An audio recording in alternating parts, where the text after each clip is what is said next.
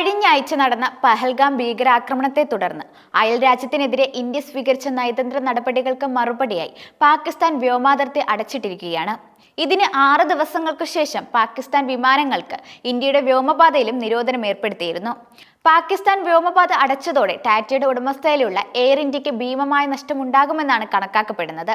പാകിസ്ഥാൻ വ്യോമപാതയിലെ നിരോധനം ഒരു വർഷത്തിലധികം നീണ്ടുപോയാൽ എയർ ഇന്ത്യയുടെ നഷ്ടം $600 മില്യൺ അഥവാ ഏകദേശം 5078 കോടി രൂപയായിരിക്കുമെന്നാണ് കണക്കാക്കപ്പെടുന്നത്. റിപ്പോർട്ട് പ്രകാരം നിലവിലെ സാഹചര്യത്തിൽ കമ്പനിക്ക് സാമ്പത്തികമായി പിന്തുണ നൽകുമെന്ന് കേന്ദ്ര വ്യോമയാന മന്ത്രാലയത്തിന് കമ്പനി കത്തെഴുതിയിട്ടുണ്ട്. കൂടുതൽ ദീർഘമായ വ്യോമപാതകളിലൂടെ സർവീസ് നടത്തേണ്ടി വരുന്നതിനാൽ ഉയർന്ന തോതിലുള്ള ഇന്ധന അനുബന്ധ ചിലവുകൾ കമ്പനിക്കുണ്ടാകും.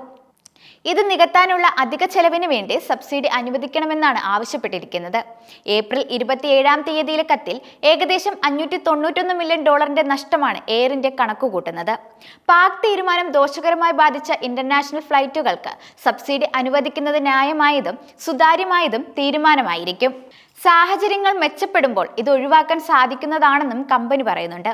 പാക് വ്യോമപാത അടച്ചത് തങ്ങളുടെ ദീർഘദൂര സർവീസുകളെ കൂടുതലായി ബാധിച്ചെന്ന് എയർ ഇന്ത്യ കേന്ദ്ര വ്യോമ മന്ത്രാലയത്തെ അറിയിച്ചിട്ടുണ്ട്.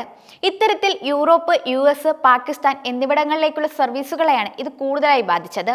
ഇത്തരം സർവീസുകൾ പൊതുവെ പാകിസ്ഥാൻ വ്യോമപാതയിലായിരുന്നു ഉപയോഗിച്ചിരുന്നത്.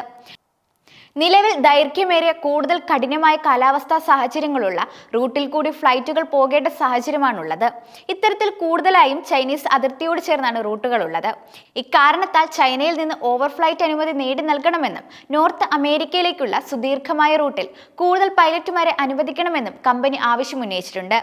നിലവിൽ എയർ ഇന്ത്യ അടക്കമുള്ള ഇന്ത്യൻ വിമാന കമ്പനികൾ കേന്ദ്ര വ്യോമ മന്ത്രാലയവുമായി ചർച്ചകൾ നടത്തുകയാണ്. പുതിയ വ്യോമപാതകൾ അനുവദിക്കുകയും നികുതി കിഴിവുകൾ, ഇന്ധനവിലയിൽ ആനുകൂല്യം തുടങ്ങിയവ നൽകുകയും ചെയ്ത് സർക്കാർ പിന്തുണയ്ക്കണമെന്നാണ് കമ്പനികളുടെ പ്രധാന ആവശ്യം. ഈ വിഷയത്തിൽ കേന്ദ്ര സർക്കാർ ഔദ്യോഗികമായി റിപ്പോർട്ട് തേടിയിട്ടുണ്ട്. പഹൽഗാം ഭീകരാക്രമണത്തിന് ശേഷം പാകിസ്ഥാന്റെ വ്യോമയാന വരുമാനത്തിൽ ഭീമമായ നഷ്ടമുണ്ടാകുമെന്നാണ് റിപ്പോർട്ട്. ഇന്ത്യൻ വിമാനങ്ങൾ വ്യോമപാത ഉപയോഗിക്കുന്നതിലൂടെ ലഭിക്കുന്ന ഭീമമായ ഓവർഫ്ലൈറ്റ് ഫീസ് നഷ്ടമാകുന്നതിലൂടെയാണിത്. പ്രതിദിനം ഏകദേശം 2 കോടിയോളം രൂപയുടെ നഷ്ടമാണ് ഇതിലൂടെ പാകിസ്ഥാൻ ഉണ്ടാകുന്നത്.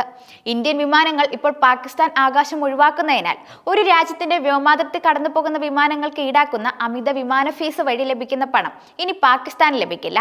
പെഹൽഗാം ഭീകരാക്രമണത്തിന് പിന്നാലെയാണ് ഇന്ത്യൻ വിമാന കമ്പനികൾ വ്യോമപാത ഉപയോഗിക്കുന്നത് പാകിസ്ഥാൻ വിലക്കിയത്. ഇത് ഉത്തരേന്ത്യൻ വിമാനത്താവളങ്ങളിൽ നിന്ന് യൂറോപ്പ്, നോർത്ത് അമേരിക്ക, മധ്യേഷ്യ, മിഡിൽ ഈസ്റ്റ് മേഖലകളിലേക്കുള്ള ഇന്ത്യൻ വിമാന സർവീസുകളെ ബാധിക്കുമെന്നാണ് റിപ്പോർട്ടുകൾ പറയുന്നത്. Air India, IndiGo, Akasa Air, SpiceJet തുടങ്ങിയ ഇന്ത്യൻ വിമാന കമ്പനികൾക്ക് ഇവിടങ്ങളിലേക്ക് പറക്കാൻ കൂടുതൽ ദൂരം സഞ്ചരിക്കേണ്ടി വരും. ഇത് യാത്രാ ചെലവിലും വർധനവുണ്ടാക്കും. വിമാന സർവീസുകളെ തീരുമാനം ബാധിക്കുമെന്ന് എയർ ഇന്ത്യയും ഇൻഡിഗോ എയർലൈൻസും ഉപഭോക്താക്കൾക്ക് മുന്നറിയിപ്പ് നൽകിയിട്ടുമുണ്ട്.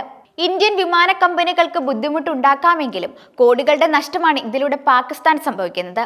ഒരു ബോയിങ് 737 വിമാനം പാകിസ്ഥാന് മുകളിലൂടെ പറക്കാൻ ഏകദേശം $580 ഓവർഫ്ലൈറ്റ് ഫീസ് നൽകേണ്ടി വരുമെന്നാണ് പഠനങ്ങൾ പറയുന്നത്.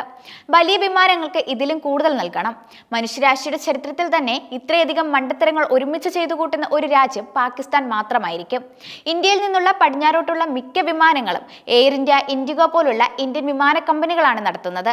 അതിനാൽ തന്നെ പാകിസ്ഥാൻ അവരുടെ ഓവർഫ്ലൈറ്റ് വരുമാനത്തിന്റെ വലിയൊരു ഭാഗം നഷ്ടപ്പെടും.